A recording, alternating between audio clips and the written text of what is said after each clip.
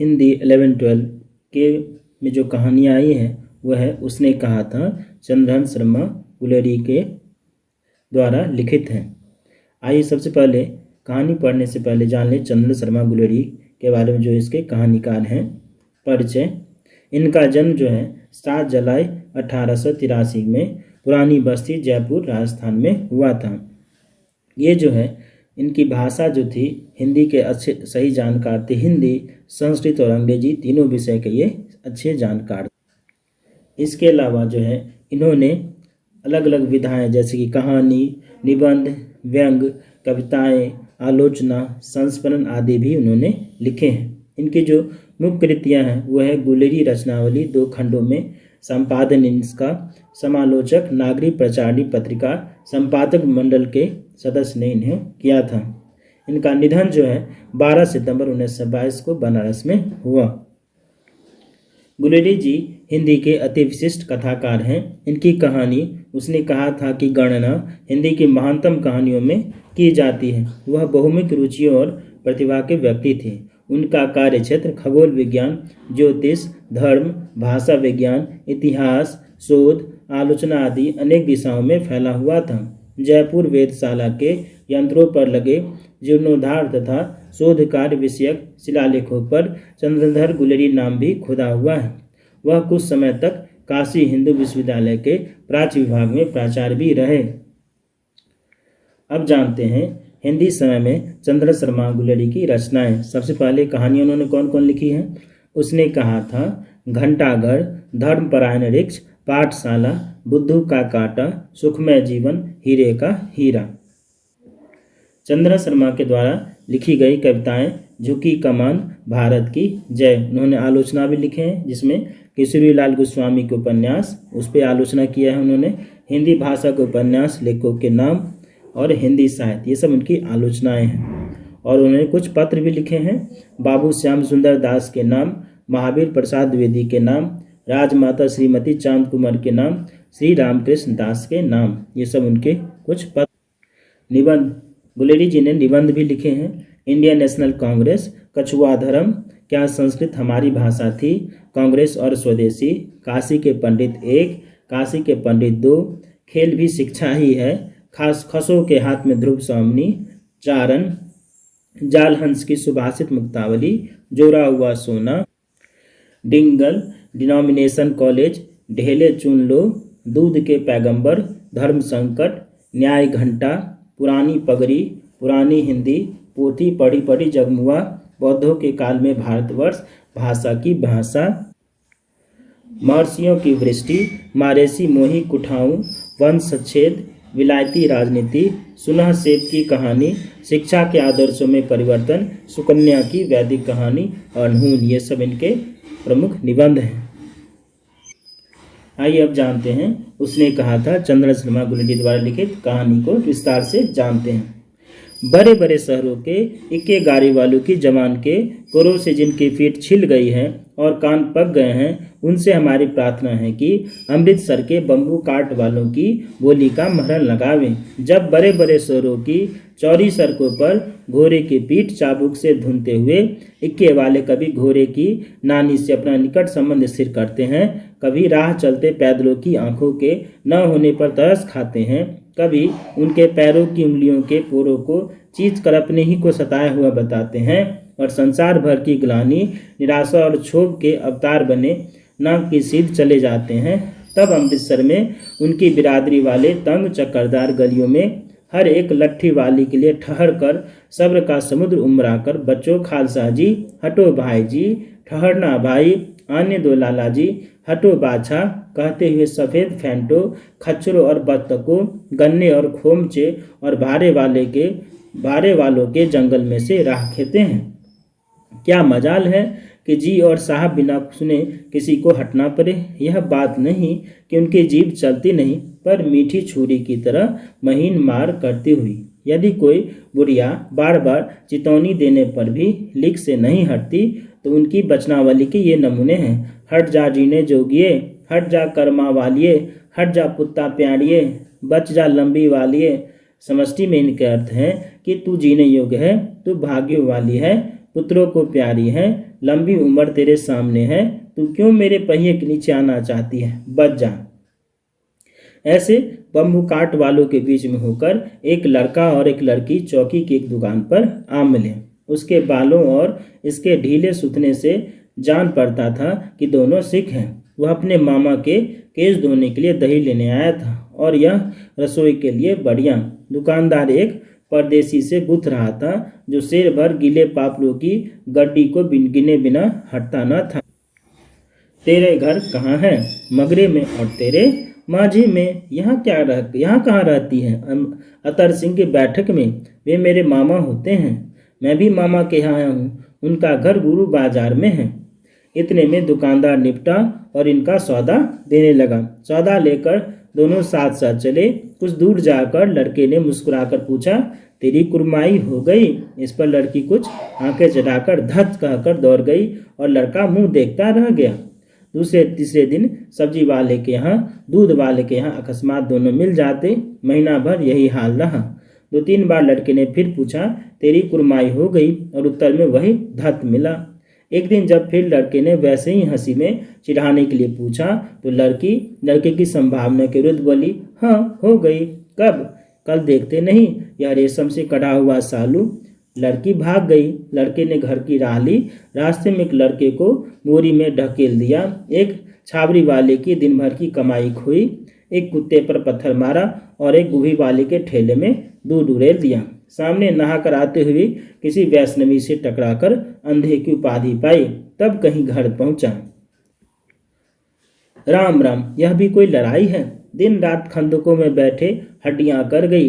लुधियाने से 10 गुना ज्यादा और मैं और बर्फ ऊपर से पिंडलियों तक कीचड़ में धंसे हुए हैं। जमीन कहीं दिखती नहीं। घंटे 2 घंटे में कान के पर्दे फाड़ने वाले धमाके के साथ सारी खंदक हिल जाती है और 100-100 गज धरती उछल पड़ती है। इस गैबी गोले से बचे तो कोई लड़े। नगरकोट का जलजला सूना था। यहाँ दिन में 25 जलजले होते हैं। जो कहीं खंदक से बाहर साफा या कोहनी निकल गई तो चटाक से गोली लगती है। न मालूम बेईमान मिट्टी में लेटे हुए हैं या घास की पत्तियों में छिपे रहते हैं। लहना सिंह, और 3 दिन हैं। 4 तो खंदक में बिता ही दिए। परसों रिलीफ आ जाएगी और फिर 7 दिन की छुट्टी। अपने हाथों झटका करेंगे और पेट भर खाकर सो रहेंगे। उसी फिरंगी मेम के बाग में मखमल का सा हरा घास है। फल और दूध की वर्षा कर देती है। लाख कहते हैं, दाम नहीं लेती। कहती है, तुम राजा हो, मेरे मुल्क को बचाने आए हो। 4 दिन तक एक पलक नींद नहीं मिले। बिना फेरे घोड़ा बिगड़ता है और बिना लड़े सिपाही। मुझे तो संगीन चढ़ाकर मार्च का हुक्म मिल जाए, फिर 7 जर्मनों को अकेला मारकर न लौटूं तो मुझे दरबार साहब की दहली पर मत्था टेकना नसीब न हो। पाजी कहीं के कलों के घोड़े संगीन देखते ही मुंह फाड़ देते हैं और पैर पकड़ने लगते हैं। यूं अंधेरे में 30-30 मन का गोला फेंकते हैं। उस दिन दावा किया था। 4 मील तक एक जर्मन नहीं छोड़ा था। पीछे जनरल ने हट जाने का कमान दिया, नहीं तो सीधे बर्लिन पहुंच जाते। क्यों सूबेदार? हजारा सिंह ने मुस्कुराकर कहा। लड़ाई के मामले में जमादार या नायक के चलाए नहीं चलते। बड़े अफसर दूर की सोचते हैं। 300 मील का सामना है। एक तरफ बढ़ गए तो क्या होगा? सूबेदार जी, सच है, लहना सिंह बोले, पर करे क्या? हड्डियों में तो जारा धस गया है। सूर्य निकलता नहीं और खाई में दोनों तरफ से चंबे की बावलियों के से सोते झर रहे हैं। एक धावा हो जाए तो गर्मी आ जाए। उद्यमी, उठ, सिगरी में कोले डाल। वजीरा, तुम 4 जने बाल्टियों लेकर खाई का पानी बाहर फेंको। महासिंह, शाम हो गई है, खाई के दरवाजे का पहरा बदल ले। यह कहते हुए सूबेदार सारी खंदक में चक्कर लगाने लगे। वजीर सिंह पलटन का विदूषक था। बाल्टी में गंदला पानी भरकर खाई के बाहर फेंकता हुआ बोला, मैं पाधा बन गया हूँ। करो जर्मनी के बादशाह का तर्पण। इस पर सब खिलखिला पड़े और उदासी के बादल फट गए। लहना सिंह ने दूसरी बाल्टी भरकर उसके हाथ में देकर कहा, अपनी बारी के खरबूजे में पानी दो। ऐसा खाद का पानी पंजाब भर में नहीं मिलेगा। हाँ, देश क्या है, स्वर्ग है। मैं तो लड़ाई के बाद सरकार से 10 गुमा जमीन यहाँ मांग लूँगा और फलों के बूटे लगाऊंगा। लौड़ी होरा को भी यहाँ बुला लोगे? हाँ, या वही दूध पिलाने वाली फरंगी में चुप कर, यहाँ वालों को शर्म नहीं। देश देश की चाल है। आज तक मैं उसे समझा न सका कि सिख तंबाकू नहीं पीते। वह सिगरेट देने में हट करती है, होठों में लगाना चाहती है, और मैं पीछे हटता हूँ तो समझती है कि राजा बुरा मान गए, अब मेरे मुल्क के लिए लड़ेगा नहीं। अच्छा, अब बोधा सिंह कैसा है? अच्छा है, जैसे मैं जानता ही न हूँ। रात भर तुम अपने कंबल उसे उठाते हो और आप सिगरी के सहारे गुजर करते हो। उसके पहरे पर आप पहरा दे जाते हो, अपने सूखी लकड़ी के तख्तों पर उसे सुलाते हो। आप कीचड़ में पड़े रहते हो, कहीं तुम न मांदे पड़ जाना। जारा क्या है? मौत है, और निमोनिया से मरने वालों को मुरब्बे नहीं मिला करते। मेरा डर मत करो, मैं तो बुलेल की खड़ के किनारे मरूंगा। भाई किरत सिंह की गोदी पर मेरा सिर होगा और मेरे हाथ के लगाए हुए आंगन के आम के पेड़ की छाया होगी। वजीर सिंह ने त्योरी चढ़ाकर कहा, क्या मरने मारने की बात लगाई है? मरे जर्मनी और तुर्क। हाँ भाइयों, कैसे? दिल्ली शहर ते पिसोड़ नू जान दिए, कर लेना लौंग आदा व्यापार मारिए, कर लेना नारेदा सौदा आड़िए। ओए लाना चटाक कदोयु नुई, कद्दू बाणिया वे मजदार गोड़िए, हुन लाना चटाक खदुए नू। कौन जानता था कि दाढ़ियों वाले घरबारी सिख ऐसा लुचों का गीत गाएंगे, पर सारी खंदक इस गीत से गूंज उठी और सिपाही फिर ताजे हो गए, मानो 4 दिन से सोते और मौजी करते रहे हों। तीसरा भाग।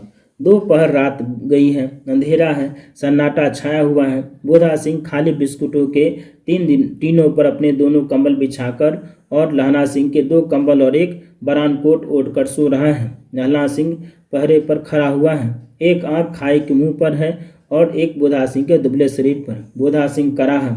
क्यों बोधा भाई, क्या है? पानी पिला दो। लहना सिंह ने कटोरा उसके मुंह से लाकर पूछा। कहो कैसे हो?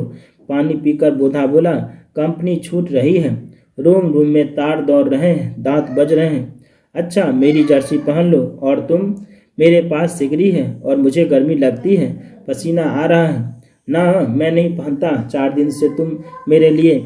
हाँ, याद आई, मेरे पास दूसरी गर्म जर्सी है, आज सवेरे ही आई है, विलायत से बुन बुन कर भेज रही है मेमे। गुरु उनका भला करे। यूं कहकर लहना अपना कोट उतारकर जर्सी उतारने लगा।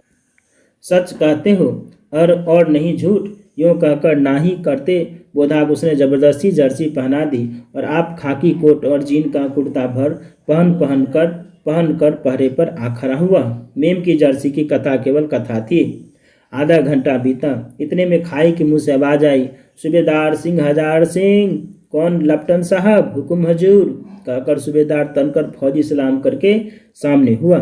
देखो, इसी दम धावा करना होगा। मील भर की दूरी पर पूरब के कोने में एक जर्मन खाई है, उसमें 50 से ज्यादा जर्मन नहीं है। इन पेड़ों के नीचे नीचे 2 खेत काट कर रास्ता है, 3-4 घुमाव है। जहाँ मोर है वहाँ 15 जवान खड़े कर आया हूँ।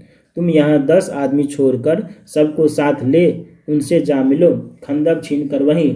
जब तक दूसरा हुक्म न मिले डटे रहो, हम यहाँ रहेगा। जो हुक्म। चुपचाप सब तैयार हो गए। बोधा भी कम्बल उतार कर चलने लगा। तब लहना सिंह ने उसे रोका। लहना सिंह आगे हुआ तो बोधा के बाप सूबेदार ने उंगली से बोधा की ओर इशारा किया। लहना सिंह समझकर चुप हो गया। पीछे 10 आदमी कौन रहे, इस पर बड़ी हुज्जत हुई। कोई रहना न चाहता था। समझा बुझाकर सूबेदार ने मार्च किया। लेफ्टिनेंट साहब लहना की सिगरी के पास मुंह फेर कर खड़े हो गए और जेब से सिगरेट निकाल कर सुलगाने लगे। 10 मिनट बाद उन्होंने लहना की ओर हाथ बढ़ाकर कहा, लो तुम भी पियो। आंख मारते मारते लहना सिंह सब समझ गया। मुंह का भाव छिपाकर बोला, लाओ साहब। हाथ आगे करते ही उसने सिगरी के उजाले में साहब का मुंह देखा, बाल देखे, तब उसका माथा ठनका। लेफ्टिनेंट साहब के पट्टियों वाले बाल एक दिन में ही कहाँ उड़ गए और उनकी जगह कैदियों से कटे बाल कहाँ से आ गए। शायद साहब शराब पिए हुए हैं, उन्हें बाल कटवाने का मौका मिल गया है। लहना सिंह ने जांचना चाहा। लेफ्टिनेंट साहब 5 वर्ष से उनके रेजिमेंट में थे। क्यों साहब, हम लोग हिंदुस्तान कब जाएंगे? लड़ाई खत्म होने पर। क्यों? क्या यह देश पसंद नहीं? नहीं साहब, शिकार के वे मजे यहाँ कहाँ हैं? याद है 5 साल नकली लड़ाई के पीछे हम आप जगधारी जिले में शिकार करने गए थे। हाँ, वही जब आप खोते पर सवार थे और आपका खानसमा अब्दुल्ला रास्ते के मंदिर में जल चढ़ाने को रह गया था। बेशक पाजी कहीं का। सामने सुबह नील गाय निकली ऐसी बरी मैंने कभी न देखी थी। और आपकी एक गोली कंधे में लगी और पुट्ठे में निकली। ऐसे अफसर के साथ शिकार खेलने में मजा है। क्यों साहब? शिमले से तैयार होकर उस नील गाय का सिर आ गया था ना? आपने कहा था कि रेजिमेंट की मैस में लगाएंगे। हाँ, पर मैंने वह विलायत भेज दिया। ऐसे बड़े बड़े सिंह 2-2 फुट के तो होंगे। हाँ लहना सिंह 2 फुट 4 इंच के थे। तुमने सिगरेट नहीं पिया? पीता हूँ साहब, दिया सलाई ले आता हूँ, कहकर लहना सिंह खंदक में घुसा। अब उसे संदेह नहीं रहा था। उसने झटपट निश्चय कर लिया कि क्या करना चाहिए। अंधेरे में किसी सोने वाले से वह टकराया। कौन? वजीरा सिंह। हाँ, क्यों लहना, क्या क़यामत आ गई? जरा तो आंखें लगने दी होती। चौथा भाग। होश में आओ, क़यामत आई है और लेफ्टिनेंट साहब की वर्दी पहनकर आई है। क्या? लेफ्टिनेंट साहब या तो मारे गए हैं या कैद हो गए हैं। उनकी वर्दी पहनकर यह कोई जर्मन आया है? सूबेदार ने इसका मुंह नहीं देखा। मैंने देखा और बातें की। सोहरा साफ उर्दू बोलता है, पर किताबी उर्दू। अगर मुझे पीने को सिगरेट दिया है तो अब मारे गए? धोखा है। सूबेदार हो रहा कीचड़ में चक्कर काटते फिरेंगे और यहाँ खाई पर धावा होगा। उठो, एक काम करो, पलटन के पैरों के निशान देखते देखते दौड़ जाओ। अभी बहुत दूर ना गए होंगे। सूबेदार से कहो एकदम लौट आए। खंदे की बात झूठ है। चले जाओ, खंदक के पीछे से निकल जाओ। पत्ता तक न खड़के, देर मत करो। हुक्म तो यह है कि यहीं ऐसी तैसी हुक्म की। मेरा हुक्म जमादार लहना सिंह, जो इस वक्त यहाँ सबसे बड़ा अफसर है, उसका हुक्म है। मैं लेफ्टिनेंट साहब की खबर लेता हूँ, पर यहाँ तो तुम 8 है। 8 नहीं, 10 लाख। एक एक अकालिया सिक्का 1.25 लाख के बराबर होता है। चले जाओ। लौटकर खाई के मुहाने पर लहना सिंह दीवार से चिपक गया। उसने देखा कि लेफ्टिनेंट साहब ने जेब से बेल के बराबर 3 गोले निकाले। तीनों को जगह जगह खंदक की दीवारों में घुसेड़ दिया और तीनों में एक तार सा बांध दिया। तार के आगे सूत की एक गुत्थी थी, जिसे सिगरी के पास रखा। बाहर की तरफ जाकर दिया सलाई जलाकर गुत्थी पर रखने। इतने में बिजली की तरह दोनों हाथों से उल्टी बंदूक उठाकर लहना सिंह ने साहब की कोहनी पर तान कर दे मारा। धमाके के साथ साहब के हाथ से दिया सलाई गिर पड़ी। लहना सिंह ने एक कुंदा साहब की गर्दन पर मारा और साहब आंख मीन गॉट कहते हुए चित हो गए। लहना सिंह ने तीनों गोले बीन कर खंदक के बाहर फेंके और साहब को घसीट कर सिगरी के पास लिटाया। जेबों की तलाशी ली। 3-4 लिफाफे और एक डायरी निकालकर उन्हें अपनी जेब के हवाले किया। साहब की मूर्छा हटी। लहना सिंह हंसकर बोला, क्यों लेफ्टिनेंट साहब, मिजाज कैसा है? आज मैंने बहुत बातें सीखी। यह सीखा कि सिख सिगरेट पीते हैं। यह सीखा कि जगाधारी के जिले में नील गायें होती हैं और उनके 2 फुट 4 इंच के सिंग होते हैं। यह सीखा कि मुसलमान खानसामा मूर्तियों पर जल चढ़ाते हैं और लेफ्टिनेंट साहब खोते पर चढ़ते हैं। पर यह तो कहो, ऐसी साफ उर्दू कहाँ से सीख आए? हमारे लेफ्टिनेंट साहब तो बिना डेम के 5 लफ्ज भी नहीं बोला करते थे।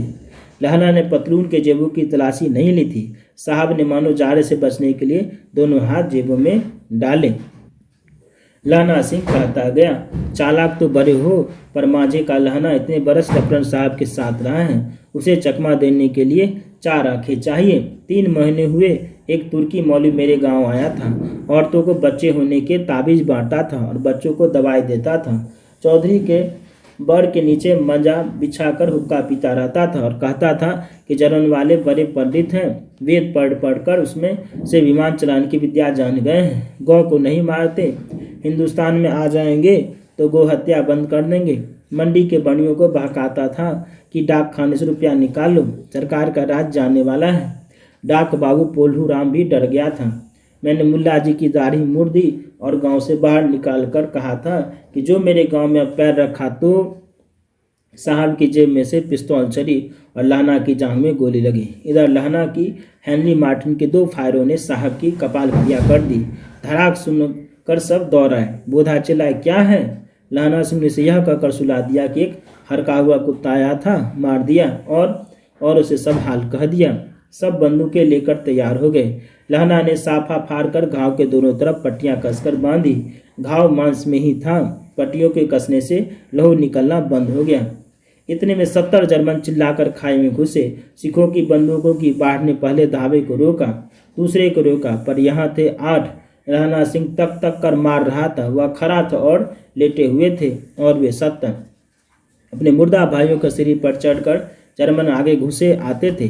थोड़े से मिनटों में वे अचानक आवाज आई, वाह गुरुजी की फतेह, वाह गुरुजी का खालसा, और धड़ाधड़ बंदूक के फायर जर्मनों की पीठ पर पड़ने लगे। ऐन मौके पर जर्मन 2 चक्की के पाटों के बीच में आ गए। पीछे से सूबेदार हजारा सिंह के जवान आग बरसाते थे और सामने लहना सिंह के साथियों के संगीन चल रहे थे। पास आने पर पीछे वालों ने भी संगीन पिरोना शुरू कर दिया। एक किलकारी और अकाल सिखा दी फौज आई, वाह गुरुजी दा फतह, वाह गुरुजी दे खालसा, सत श्री अकाल पुरखा, और राय खत्म हो गई। 63 जर्मन या तो खेत रहे थे या करा रहे थे। सिखों में 15 के प्राण गए। सूबेदार के दाहिने कंधे में से गोली आर पर निकल गई। लहना सिंह की पसली में एक गोली लगी। उसने घाव को खंदक की गिट्टी मट्टी से पूर लिया और बाकी का साफा कसकर कमरबंद की तरह लपेट लिया। किसी को खबर न हुई कि लहना को दूसरा भारी घाव लगा है। लड़ाई के समय चांद निकल आया था, ऐसा चांद जिसके प्रकाश से संस्कृत कवियों का दिया हुआ छई नाम सार्थक होता है। और हवा ऐसे चल रही थी जैसे वान भट्ट की भाषा में दंत विनोपदेशाचार्य कहलाती। वजीरा सिंह कह रहा था कि कैसे मन भर फ्रांस की भूमि मेरे बूटों से चिपक रही थी। जब मैं दौरा सूबेदार के पीछे गया था, सूबेदार लहना सिंह से सारा हाल सुन और कागजात पाकर वे उसकी तरफ तुरंत बुद्धि को सराह रहे थे और कह रहे थे कि तू न होता तो आज सब मारे जाते। इस लड़ाई की आवाज़ 3 मील दाहिने ओर की खाई वालों ने सुन ली थी। उन्होंने पीछे टेलीफोन कर दिया था। वहां से झटपट 2 डॉक्टर और 2 बीमार ढोने की गाड़ियां चली, जो कोई 1.5 घंटे के अंदर आ पहुंची। फील्ड अस्पताल नज़दीक था, सुबह होते होते वहां पहुंच जाएंगे, इसलिए मामूली पट्टी बांधकर एक गाड़ी में घायल लिटाए गए और दूसरे में लाशें रखी गई। सूबेदार ने लहना सिंह की जांघ में पट्टी बंधवानी चाहिए, पर उसने यह कहकर टाल दिया कि थोड़ा घाव है और सवेरे देखा जाएगा। बोधा सिंह ज्वर में बर्रा रहा था। वह गाड़ी में लिटाया गया। लहना को छोड़कर सूबेदार जाते नहीं थे। यह देख सहना ने कहा, तुम्हें बोधा की कसम है और सूबेदारनी जी की सौगंध है जो इस गाड़ी में न चले तुम, और तुम मेरे लिए वहां पहुंचकर गाड़ी भेज देना, और जर्मन मुर्दों के लिए भी तो गाड़ी आती होगी। मेरा हाल बुरा नहीं है, देखते नहीं मैं खड़ा हूँ, वजीरा सिंह मेरे पास है ही। अच्छा, पर बोधा गाड़ी पर लेट गया। भला आप भी चढ़ जाओ। सुनिए तो, सूबेदारनी होरा को चिट्ठी लिखो, मेरा मत्था टेकना लिख देना, और जब घर जाओ तो कह देना मुझसे जो उसने कहा था वह मैंने कर दिया। गाड़ियां चल पड़ी थी। सूबेदार ने चढ़ते चढ़ते लहना का हाथ पकड़ कर कहा, तैने मेरे और बोधा के प्राण बचाए हैं, लिखना कैसा? साथ ही घर चलेंगे। अपनी सूबेदारनी को तू ही कह देना उसने क्या कहा था। अब आप गाड़ी पर चढ़ जाओ, मैंने जो कहा वह लिख देना और वह कह भी देना। गाड़ी के जाते लहना लेट गया। वजीरा पानी पिला दे और मेरा कमरबंद खोल दे, तर हो रहा है। 5वां भाग। मृत्यु के कुछ समय पहले स्मृति बहुत साफ हो जाती है। जन्म भर की घटनाएं एक एक कर सामने आती हैं। सारे दृश्यों के रंग साफ होते हैं। समय की धुंध बिल्कुल उन पर से हट जाती है। लहना सिंह 12 वर्ष का है। अमृतसर में मामा के यहाँ आया हुआ है। दही वाले के यहाँ, सब्जी वाले के यहाँ, हर कहीं उसे एक 8 वर्ष की लड़की मिल जाती है। जब वह पूछता है तेरी कुरमाई हो गई, तब धत कर कह वह भाग जाती है। एक दिन उसने वैसे ही पूछा। उसने कहा हाँ कल हो गई। देखते नहीं यह रेशम के फूलों वाला सालू। सुनते ही लहना सिंह को दुख हुआ, क्रोध हुआ। क्यों हुआ? वजीरा सिंह पानी पिला दे। 25 वर्ष बीत गए।